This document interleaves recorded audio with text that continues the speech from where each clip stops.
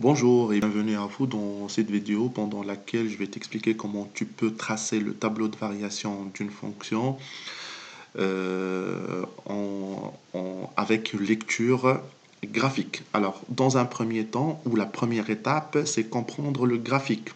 Alors, comprendre le graphique, ça veut dire quoi? Ça veut dire identifier les axes. Alors ici, on a le premier axe, c'est ce qu'on appelle l'axe des abscisses. C'est un axe horizontal dans le repère. Et on a l'axe des ordonnées, donc c'est l'axe vertical où on fait la lecture d'images. Je répète, sur l'axe horizontal des abscisses, on fait la lecture des antécédents. Sur l'axe vertical des images, on fait la lecture d'images. Deuxième étape, il faut déterminer les images pour des antécédents donnés. Alors comment on va procéder? Alors, on va remonter ou descendre verticalement à partir de cet antécédent jusqu'à rencontrer la courbe. C'est-à-dire, donc ici, je prends par exemple le point de coordonnées ou d'abscisse 1. Alors, ce point-là, le point de rencontre avec la courbe, c'est celui-là. Je fais une lecture par l'axe horizontal qui passe par ce point-là sur l'axe des images. Ça veut dire que ici, l'image de l'antécédent 1, c'est moins 1. Je prends un autre point. Alors ici, si on fait la lecture de moins 1, donc le point d'intersection avec la courbe, c'est celui-là. Je projette ça sur l'axe des ordonnées, je fais une lecture, donc le point de rencontre ou l'image qui correspond à l'antécédent moins 1, c'est 3. Et maintenant, je procède au tableau de variation pour établir un tableau de variation d'une fonction. Alors, dans un premier temps, il faut déterminer les points clés. Alors, ça veut dire quoi les points clés? Dans un premier temps, il faut déterminer sur quel intervalle déjà on fait l'étude de cette fonction. Bien évidemment, ici on le voit, donc on fait l'étude de la fonction sur l'intervalle entre moins 2 et 2. Donc c'est la première chose à mettre dans un tableau de variation. Donc mettre les extrémités de l'intervalle ou bien sur quel intervalle on fait l'étude de la fonction. Donc ici, entre moins 2 et 2, je répète.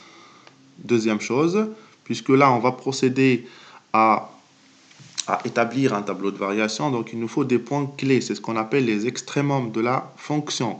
Alors le point le plus haut et le point le plus bas. Alors je reviens sur ma courbe, on a dit tout à l'heure que le point le plus haut, c'est de coordonnées moins 1, 3. Le point le plus bas, c'est de coordonnées 1, moins 1. Donc je reviens sur mon tableau de variation, donc je mets moins 1 comme antécédent et 1 comme antécédent. Alors, dans le tableau de variation, je vois, alors ce que je vois sur la courbe, je le représente sur le tableau de variation. Entre l'intervalle, entre les deux valeurs moins 2 jusqu'à 1, alors ici je regarde que la courbe elle est croissante. Entre moins 1 et 1, les deux valeurs ici, les deux antécédents, donc je vois que la courbe est décroissante. Et à partir de 1 jusqu'à 2, la courbe est croissante. Donc je mets les antécédents ici, moins 2, moins 1, 1 et 2. La courbe est croissante entre moins 2 et 1 jusqu'à 3. Donc le maximum que cette courbe peut atteindre, c'est 3.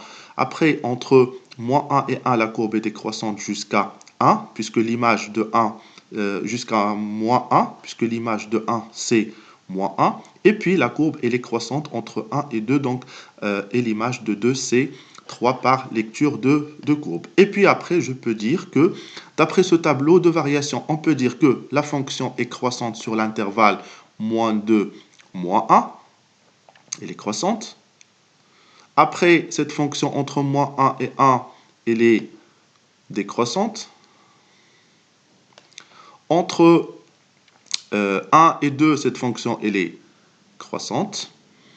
Et puis, on peut dire que le minimum de la courbe, donc moins 1 est le minimum de la fonction, moins 1. 3 est le maximum de la fonction. Donc, je suis arrivé à la fin de mon tableau de variation de cette fonction. J'espère que vous avez bien compris comment on peut tracer un tableau de variation à l'aide de la représentation graphique d'une fonction. Si vous avez des questions, laissez-moi des commentaires. Et à